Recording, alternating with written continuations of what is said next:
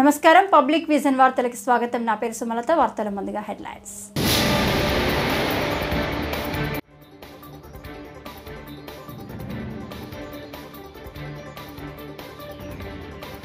ఏయూలో అక్రమాలపై vigilance విచారణ చేయిస్తాం మంత్రి లోకేష్.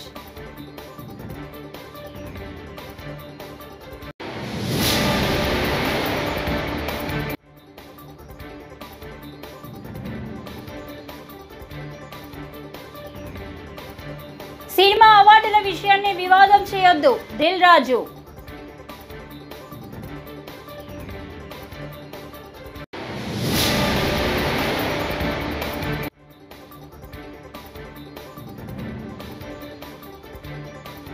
జగదీష్ రెడ్డి క్షమాపణ చెప్పాల్సిందే మంత్రి శ్రీధర్ బాబు డిమాండ్.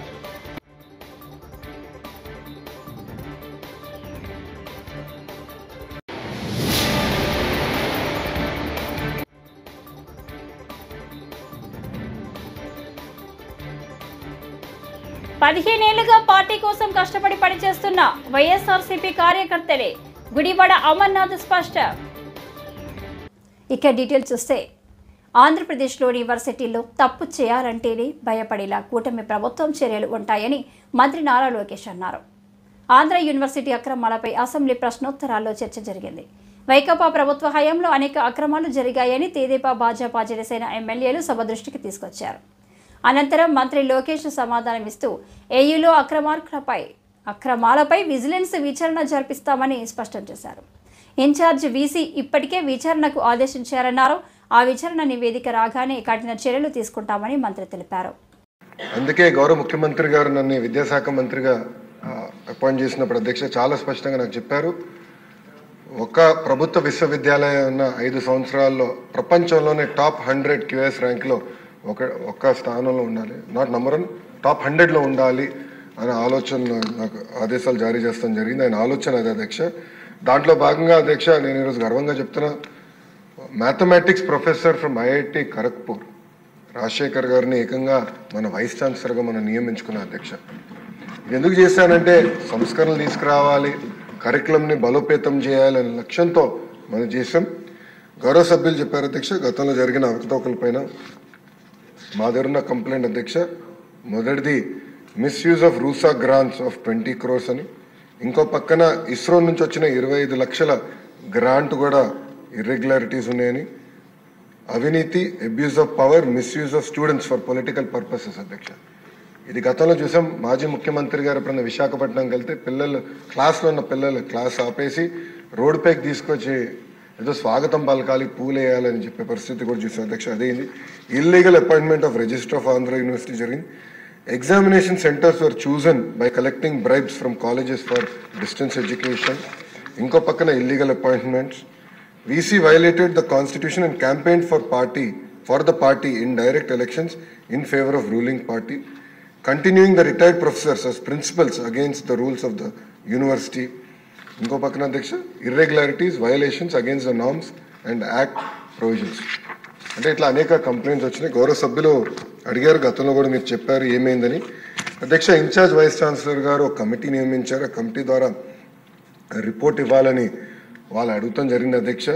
అందుకే గౌరవ సభ్యులు అడిగారు ఈరోజు ఎట్టి పరిస్థితుల్లో మీరు విజిలెన్స్ ఎంక్వైరీ చేయాలని.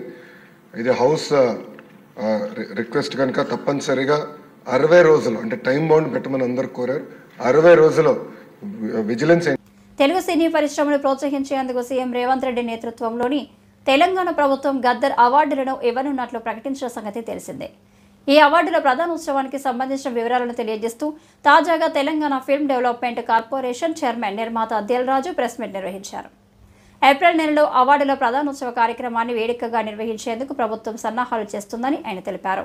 రావు గారి పేరు మీద కూడా స్పెషల్ అవార్డ్స్ యాడ్ చేయడం జరిగింది. అంతేకాకుండా ఉర్దూ సినిమాకి కూడా ఎంకరేజ్ చేయాలి అనే ఉద్దేశంతో ఒక అవార్డు పెట్టడం జరిగింది, బెస్ట్ ఫిలిం అవార్డు, అదొకటి యాడ్ అయింది. అంతేకాకుండా 2014లో తెలంగాణ ఏర్పాటు అయిన తర్వాత ఉమ్మడి రాష్ట్రంగా ఉన్నప్పుడు మనకు నంది అవార్డ్స్ ఉన్నాయి. తర్వాత రాష్ట్రాలు వేరువేరు అయిన తర్వాత తెలంగాణ సపరేట్గా మనకు తెలంగాణ రాష్ట్ర రావడం జరిగింది. సో దానికోసం 2014 జూన్ నుంచి రిలీజ్ అయిన సినిమాలకి అంటే ఎవ్రీ ఇయర్ 2014 జూన్ నుంచి 2023 డిసెంబర్ 31 వరకు ఎవ్రీ ఇయర్ ఒక బెస్ట్ ఫిలింకి కూడా అవార్డు ఇవ్వాలని నిర్ణయం తీసుకున్నాం. అలాగే 2024 ఇందాక మీకు చెప్పినట్టు అవార్డ్స్ అన్నీ పాత రోజుల్లాగా ఎలా అయితే ఉన్నాయో కొన్ని మార్పులు చేర్పులతో ఫైనల్ చేయడం జరిగింది. సో అప్లికేషన్స్ ఇమీడియట్లీగా స్వీకరించి స్క్రూటినీ చేసి జ్యూరీలు కూడా ఫైనల్ చేసేసి ఏప్రిల్లో ఈ అవార్డు ఫంక్షన్ అంగరంగ వైభవంగా చేయాలని ప్రభుత్వం ఆశిస్తుంది. దానికి అందరం ఎఫ్డీసీ తరఫున అలాగే ఫిలిం ఇండస్ట్రీ నుంచి చాలామందిని ఇక్కడ మేము జ్యూరీలాగా తీసుకొని చేసి అవార్డ్స్ అనేటివి నెక్స్ట్ మంత్ బెస్ట్ ఈవెంట్ చేయాలని గవర్నమెంట్ ఆశిస్తుంది. దానికి మేము కంప్లీట్ చేయాలని ఈ రోజు నుంచి కంకణం కట్టుకున్నాం. అలాగే 2014 నుంచి కొన్ని ఎఫ్డీసీకి అప్పుడు బీఆర్ఎస్ గవర్నమెంట్ ఉన్నప్పుడు సినిమా అవార్డ్స్ అనుకున్నప్పుడు దానికి కొంతమంది ఎఫ్డీసీకి అవార్డ్స్ కోసము అప్లికేషన్తో పాటు సమ్ అమౌంట్స్ పే చేశారంట. అలాంటివన్నీ 2024 కంటే ముందు ఏవైతే అలాంటివి ఏమైనా పే చేసినవి ఉంటే ఎఫ్డీసీ నుంచి వాళ్ళకి అవి తిరిగి ఇవ్వడం జరుగుతుంది. ఎందుకంటే 2024 అవార్డ్స్ మనం కండక్ట్ చేస్తున్నాం కాబట్టి ముందు ఎవరన్నా అలా పే చేసి ఉంటే వాళ్ళ తెలంగాణ అసెంబ్లీలో బారాస ఎమ్మెల్యే జగదీష్ రెడ్డి చేసిన వ్యాఖ్యలపై దుమారం రేగింది. తొలుత జగదీష్ రెడ్డి స్పీకర్ను ఉద్దేశించి ఈ సభ అందరిది, సభ్యులందరికీ సమాన అవకాశాలు ఉన్నాయి, మా అందరి తరపున పెద్ద మనిషిగా స్పీకర్గా మీరు కూర్చున్నారు, ఈ సభ మీ సొంతం కాదు అని వ్యాఖ్యానించారు. జగదీష్ రెడ్డి వ్యాఖ్యలపై కాంగ్రెస్ సభ్యులు అభ్యంతరం తెలిపారు. స్పీకర్ను దూషించేలా ఆయన మాట్లాడారని మంత్రి శ్రీధర్ బాబు మండిపడ్డారు. ఆయన అహంకారంతో మాట్లాడకుండా క్షమాపణ చెప్పాల్సిందేనని డిమాండ్ చేశారు. మాట్లాడిందో ఇంకోరు మాట్లాడిందో ఇందులో ఏమైనా ఒక అక్షర సంబంధం ఉందా దాన్ని మీరు తేల్చండి. ఈ సభలో ఉండమంటే ఉంటా అధ్యక్ష. నేను రాష్ట్రపతి అందరూ చూస్తున్నారు అధ్యక్ష, రాష్ట్రపతి అందరూ చూస్తున్నారు అధ్యక్ష. మినిస్టర్ గారు అధ్యక్ష, వారు గతంలో మంత్రిగా చేసిన వారు, అనుభవం ఉన్న వ్యక్తి జగదీశ్వర్ రెడ్డి గారు ఈ విధంగా ప్రస్తావన తీసుకొచ్చి స్పీకర్ గారిని బెదిరించే మాట మాట్లాడకుండా ఉంటే బాగుంటుంది అధ్యక్ష. తప్పకుండా వారు వాపసు తీసుకోవాలి. ఖచ్చితంగా కూడా బెదిరించడం జరుగుతూ ఉంది అధ్యక్ష. చైర్ను బెదిరించడం జరుగుతూ ఉన్న సందర్భం ప్రత్యక్షంగా మొత్తం యావత్ రాష్ట్రానికి సంబంధించిన ప్రజలందరూ కూడా చూస్తూ ఉన్నారు. దయచేసి కోరుతా ఉన్నాం, that is not the way. Srinivas Yadav గారు 2 విషయాలు చెప్పారు, మేము విన్నాము. మళ్ళీ అదే ప్రస్తావన తీసుకొచ్చి ఈరోజు వారు చెప్తా ఉన్నారు అధ్యక్ష, గవర్నర్కు సంబంధించిన ప్రసంగానికి సంబంధించి ఏదో మాట్లాడినారు, ఆర్టిఫిషియల్ ఇంటెలిజెన్స్ అన్నారు, ఇంకేదో అన్నారు, ఇంకా విన్నాం. దానికి కూడా సమాధానం చెప్తాం, దానికి ఏం ప్రస్తావన లేదు. తిరిగి తీసుకొచ్చి గవర్నర్ ప్రసంగమే విషయంలో అనేక సందర్భాల్లో చెప్పుకుంటూ పోయి 10 నిమిషాల తర్వాత ప్రసంగానికి సంబంధించిన అంశం మాట్లాడకపోక మా మంత్రి గారు కానీ మా సభ్యులు కానీ స్పందించడం జరిగింది. ఈరోజు వారు కంపారిజన్ తీసుకొస్తా ఉంటే సంవత్సరంలో మేమేం చేసినాం, 10 సంవత్సరాల్లో ఏం చేయలేకపోయినారో చెప్పింది తప్ప దీంట్లో వాస్తవికంగా వారిని ఏదో కార్నర్ చేయాలనో మమ్మల్ని ఏదో అన్నారని కాదు. దయచేసి నేను గౌరవ జగదీశ్వర్ రెడ్డి గారికి తెలియజేస్తా ఉన్నాం, తెలియంది కాదు. గవర్నర్ ప్రసంగానికి సంబంధించి మీరున్నది అనుభవం ఉంది, మీకు మంత్రిగా చేసిండ్రు, ఈ విధంగా చేస్తే బాగుంటుందని చెప్పండి. మేము సాధారణంగా స్వీకరించడానికి పెద్ద హృదయంతో ఉన్నాం. కానీ ప్రతి అంశాన్ని కూడా ఇది చేయలే అది చేయలే, సంవత్సర కాలంలో ఏం చేయలేస్తారు, ప్రభుత్వం ఏం చేయదలుచుకున్నది, ఏం చేయగలగా సత్తా ఉన్నది చూపెట్టిన అధ్యక్ష.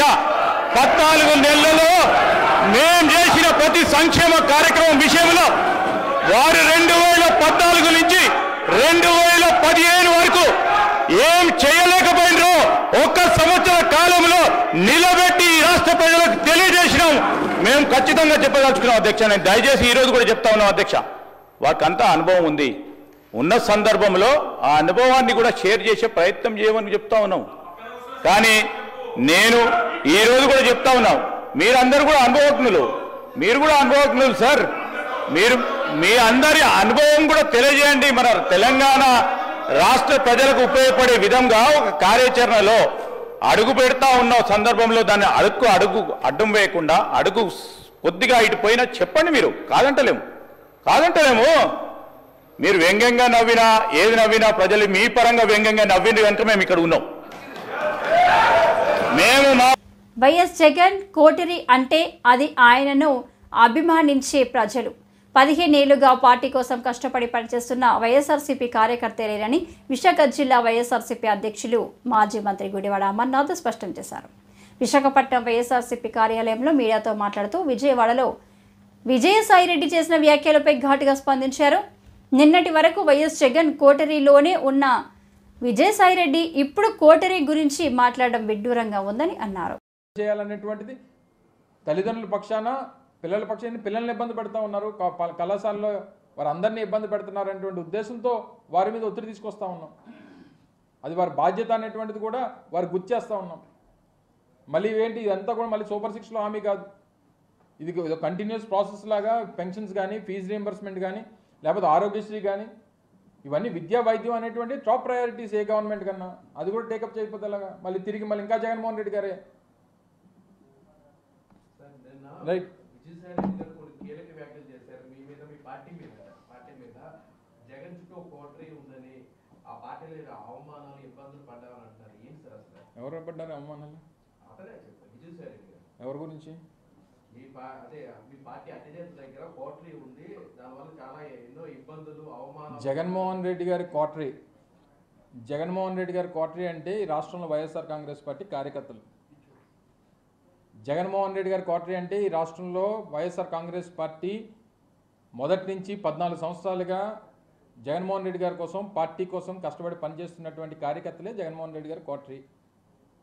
నిజంగా కోటరీలు సరే పోనీ ఎవరో ఏమన్నారనేటువంటి పక్కన పెడదాం. ఏ రాజకీయ పార్టీలో ఏ నాయకుడి పక్కన కోటరీ ఉండదు చెప్పండి? చంద్రబాబు నాయుడు పక్కన కోటరీ లేదా? వాళ్ళు రాజకీయం కాదు, అసలు ఏ ప్రొఫెషన్లో కోటరీ ఉండదో చెప్పు. ఉదాహరణకు మీ ఏబిఎన్ ఉంది, మీ రాధాకృష్ణ గారి చుట్టూ కోటరీ ఉండదా? ఉంటుంది కదా. ఇగో మా విశాఖపట్నంలో రామకృష్ణ ఇలా చేస్తున్నాడు, లేకపోతే ఇంకో దగ్గర ఇంకోటి ఇలా చేస్తున్నాడు చెప్పేవాడు చేసేవాడు ఉండడా చెప్పు. సో కోటరీలు అనేటువంటివి ఈ ప్రజాస్వామ్యంలో ఈ వ్యవస్థలు అన్నింటిలోని ప్రతి స్థాయిలో ప్రతి వ్యవస్థలో ప్రతి దగ్గర ఉండేటువంటిది. 77,606 మందికి టిడ్కో ఇల్లు ఇవ్వకుండానే గత ప్రభుత్వం వారి పేరిట బ్యాంకు రుణాలు తీసుకున్నట్లు మంత్రి నారాయణ వెల్లడించారు. ఏపీ అసెంబ్లీలో మంత్రి నారాయణ మాట్లాడుతూ ఇల్లు లేకుండానే లబ్ధిదారులు ఈఎంఐలు కడుతున్నారు. కూటమి ప్రభుత్వం వచ్చిన వెంటనే సీఎం చంద్రబాబు రుణాల చెల్లింపునకు 140 కోట్లు మంజూరు చేశారు. టిడ్కో ఇళ్లలో మౌలిక వసతుల కోసం హాట్కో నుంచి 4,460 కోట్ల రుణం తీసుకుంటున్నారు అని అన్నారు. ఇవ్వకుండానే వాళ్ళ మీద లోన్ రైజ్ చేసినారు అధ్యక్ష. మొత్తం 77,606 మంది మీద 2,275 కోట్లు రైజ్ చేసింది. 2,275 కోట్లు. ఇందులో 40,570 మందికి అసలు ఇల్లు ఇవ్వాల. లోన్ రైజ్ చేసింది 77,600 మంది మీద.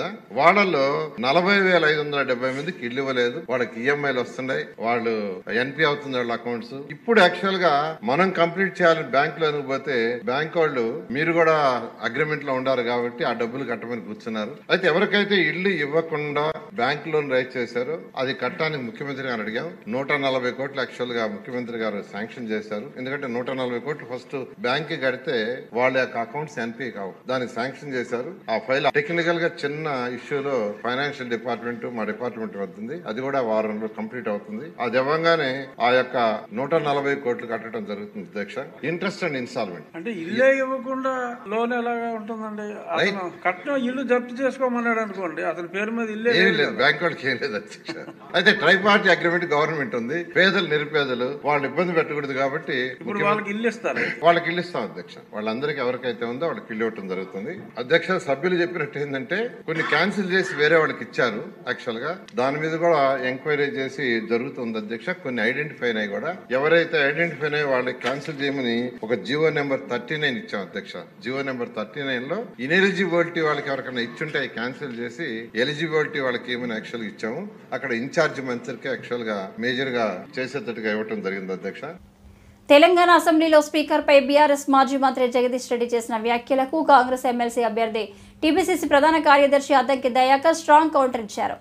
రాజ్యాంగం, గవర్నర్, స్పీకర్ సభ పట్ల గౌరవం లేని వ్యక్తులను కేసీఆర్ మంత్రులుగా చేసి ప్రభుత్వాన్ని నడిపించారు. ఇలాంటి వాళ్ల వల్లే బీఆర్ఎస్ పతనమైంది. కానీ వారికి ఇంకా అర్థం కావడం లేదు. ఇది రాజకీయ సంస్కృతి కాదు అని ఆయన విమర్శించారు. బీఆర్ఎస్ రాజకీయ సంస్కృతి అర్థమవుతున్నది కదా. కేవలం మాస్టర్ కోసం వచ్చిండు. నిన్న మాస్టర్ సంతకం పెట్టిపోయి మళ్ళీ ఎప్పుడు వస్తాడు 6-7 నెలలకు. ఇక ఆయన 100 మాగదిలు మాట్లాడుతున్నారు. జగదీష్ ఏం మాట్లాడుతుండో చూస్తున్నారు కదా మీరు. 1 సంవత్సరంలోనే నల్గొండ జిల్లా ఎండిపోయిందట. మరి ఎస్ఎల్బీసీ 10 సంవత్సరాల పాటు కంప్లీట్ చేయకుండా ఎక్కడ మీరు ఏం చేసిండ్రు? స్పీకర్ సాంప్రదాయాల పట్ల, సభా సాంప్రదాయాల పట్ల, గవర్నర్ పట్ల, రాజ్యాంగం పట్ల మీకు ఏ పార్టీ సోయిందో అర్థమవుతున్నది ఈ సంఘటన. ఇట్లాంటి వాళ్ళతో ఆయన మంత్రులు చేసిండు, ఇట్లాంటి వాళ్ళతో ఆయన ప్రభుత్వం నడిపిండి కేసీఆర్. కాబట్టి ఇలాంటి ఒక ఏమంటాము అజ్ఞానపూరితమైన నాయకత్వం వల్ల బీఆర్ఎస్ ఈరోజు పాతాళంలోకి పోయింది. ఇంకా వాళ్ళకి ఏమి తెలిసి రావట్లే. ఆలోచించుకోండి, ప్రజలు కూడా గమనిస్తున్నారు కదా. ఇలా వీళ్ళ జాగీర్ అన్నట్టు తెలంగాణ అంటే వీళ్ళ సొత్తు అన్నట్టు మీరు ఎట్లా ప్రవర్తించిండ్రు. ప్రసాద్ కుమార్ గారు ఎలాంటి వ్యక్తో ఈ సమాజానికి తెలియదా? ఇలాంటి రాజకీయ కుసంస్కారాల వల్ల రాజనీతి అనేది ఏ విధంగా ప్రశ్నార్థకమైందో మీరు చూడాల్సిన అవసరం ఉంది. ఇది ఏమాత్రం సభా సాంప్రదాయాలకు పక్కన పెట్టండి, ఇది రాజకీయ సంస్కృతి కాదు బీఆర్ఎస్ అనేది తెలుసుకుంటే మంచిది. లేకపోతే వాళ్ళు అట్లే పాతాళం పోతారు, ఇంకేముంటుంది. ఎన్నికల హామీలను గాలికి వదిలేసిన అసమర్థత ప్రభుత్వం ఇది అని మండలి విపక్ష నేత బొత్స సత్యనారాయణ మండిపడ్డారు. విద్యార్థులను, నిరుద్యోగులను దారుణంగా మోసం చేసిందని వాళ్ళ తరపున ఎలాంటి పోరాటానికైనా తాము సిద్ధమని ఉద్ఘాటించారు. ఫీజు రియంబర్స్మెంట్ బకాయిలు చెల్లించారంటూ వైఎస్ఆర్సీపీ ఎమ్మెల్సీలు నినాదాలతో మండలిని మోగిపోయేలా చేశారు. ఈ క్రమంలో మార్షల్స్ను ప్రయోగించే ప్రయత్నం చేయగా ఆ ప్రయత్నానికి నిరసనగా ఎమ్మెల్సీలు వాకౌట్ చేశారు. ఎందుకు ఇవ్వట్లేదు? ఏమనంటే గత ప్రభుత్వం బకాయిలు అంటారు. చెప్పమనండి, గత ప్రభుత్వం బకాయిలు ఎక్కడో మీ అందరికి ఈ టీవీలు సాక్షిగా మీ అందరికి ప్రశ్నిస్తున్నాను. గత డిసెంబర్లో ఎన్నికల ముందు డిసెంబర్ వరకు ఆనాడు ఉన్న మా ప్రభుత్వం అనా పైసలతో సహా చెల్లించిన విషయం వాస్తవం కాదని అడుగుతున్నాను. డిసెంబర్ తర్వాత ఆ తామ్యాక్యం ఇద్దామంటే ఎన్నికల కమిషన్ ఇవ్వడానికి వీల్లేదని చెప్తే అది బకాయి పడింది. దాని తర్వాత ఎన్నికల్లో వచ్చిన ఆ మంది బకాయి పడింది. ఆ తర్వాత ఈ ప్రభుత్వం వచ్చిన తర్వాత అవి బకాయిలు పడ్డాయి తప్ప మా దగ్గర ఇక్కడ ఏ త్రైమాక్షంగా ఆ త్రైమాక్షమే మేము ఫీజు రింబర్స్ ఇచ్చిన నేపథ్యం. దాంతోపాటు గత ప్రభుత్వం ఇవ్వాల్సిన బకాయిలు కూడా తీర్చిన వైనం. ఈ రకంగా విద్యార్థుల్ని చదువుకున్న విద్యార్థులు ఇబ్బంది పెడుతున్నారు. నిరుద్యోగ యువతని మోసం చేశారు. అడిగితే ఎక్కడా కూడా దానికి సమాధానం లేదు. ఒక విషయాన్ని మనం చేస్తున్నాను, ఆ జాబ్ క్యాలెండర్ని ఎప్పుడైనా ఇవ్వడానికి ప్రయత్నం చేస్తుందా ఈ ప్రభుత్వం? మేము చేశాం, ఉద్యోగాలు ఇచ్చాం. ప్రభుత్వ ఉద్యోగాలు 2 లక్షల మంది ప్రభుత్వ ఉద్యోగాలు ఇచ్చాం.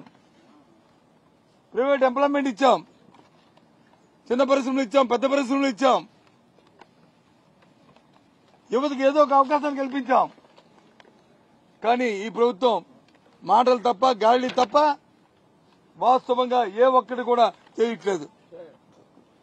పైపెచ్చు తిరిగి మా మీద దాడి చేస్తుంది.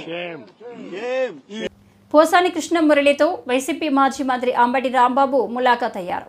ఈ సందర్భంగా ఆయన మీడియాతో మాట్లాడుతూ పోసానిపై 111 సెక్షన్ కేసు పెట్టి బెయిల్ రాకుండా చేశారని, సాక్ష్యాలు లేవని విమర్శించారు. లోకేష్ రెడ్ బుక్ రాజ్యాంగంతో కక్షపూరిత అరెస్టులు జరుగుతున్నాయని, తాను మాట్లాడితే కేసులు పెడతారా అని ప్రశ్నించారు.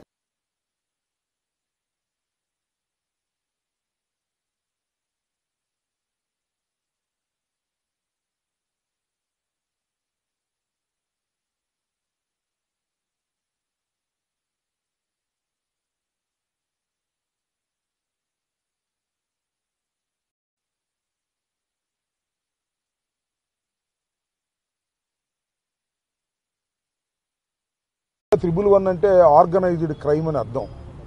అంత ఆర్గనైజ్ చేసుకుని క్రైమ్ చేశారు. ఇది అంత తేలిగ్గా బెయిల్ ఇవ్వడానికి వీలు లేదని దాని అర్థం.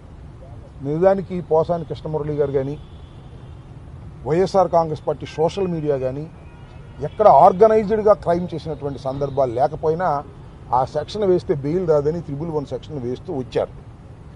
అసలు ఆర్గనైజ్డ్గా చేస్తుంది ఎవరంటే ఆంధ్ర పోలీసు వారు. అంత ఆర్గనైజ్డ్. ఏం ఆర్గనైజ్డ్ అంటే ఈ కేసులో బెయిల్ వస్తే ఆ కేసులో పీటీ వారెంట్, ఆ కేసులో మళ్ళీ బెయిల్ వస్తే ఇంకొక కేసులో మళ్ళీ PT warrant. Kurnool to Guntur, Guntur to Kurnool, Kurnool to Vijayawada, Vijayawada to Kurnool, మళ్ళా గుంటూరు. ఈ విధంగా 67 సంవత్సరాల వయసు కలిగినటువంటి పోసాన కృష్ణమురళి గారిని అక్కడికి ఇక్కడికి తిప్పి వేధించాలి అనేటువంటి కార్యక్రమాన్ని ఇవాళ పనిగట్టుకొని లోకేష్ గారి నాయకత్వంలో ఇదంతా జరుగుతున్నది అనేది మీ ద్వారా రాష్ట్ర ప్రజానీకానికి చెప్పదలుచుకున్నాం. పోసాన కృష్ణమురళి గారు తప్పు చేశారా, రైట్ చేశారా అనేది, ఆయన బూతులు తిట్టింది కరెక్టా కాదా అనేది చాలా సుదీర్ఘమైన వాదనల తర్వాత కోర్టు వారు నిర్ణయించి వారికి శిక్ష వేయటమా కొట్టేయటమా జరుగుతుంది. నేను ఇవాళ మనవి చేస్తున్నా, ఏమైతే కేసులు పెట్టారో ఒక్క కేసు కూడా నిరూపణ కాదు, సాక్ష్యాధారాలు లేవు, కేవలం కక్షతోనే ఈ కార్యక్రమాలు చేస్తున్నారు. ప్రెస్ మీట్లో మాట్లాడినందుకు ఇవాళ నేను మాట్లాడాను, నా మీద కూడా కేసు పెడతారా? నాకు అర్థం కాలే. కేసు పెట్టేసి లోపలేసేసి భయపెట్టాలనేటువంటి ప్రయత్నం ఈ తెలుగుదేశం ప్రభుత్వం లోకేష్ నాయకత్వంలో అదేదో ఎర్రబుక్కు రాజ్యాంగం అనే పద్ధతుల్లో చేస్తున్నారు. దీన్ని వైఎస్ఆర్ కాంగ్రెస్ పార్టీ తీవ్రంగా ఖండిస్తుంది. దాచపల్లి మండలం గామలపాడు గ్రామంలో నాయకురాలు నాగమ్మ శైవ క్షేత్రం పునఃప్రతిష్ఠ కార్యక్రమం ఈ నెల 16న నిర్వహిస్తున్నట్లు టీటీడీ పాలక మండలి సభ్యులు జంగా కృష్ణమూర్తి తెలిపారు. గురువారం దేవాలయం వద్ద మీడియాతో మాట్లాడారు. కార్యక్రమంలో టీటీడీ చైర్మన్తో పాటు మంత్రులు, ఎమ్మెల్యేలు పాల్గొంటారని తెలిపారు.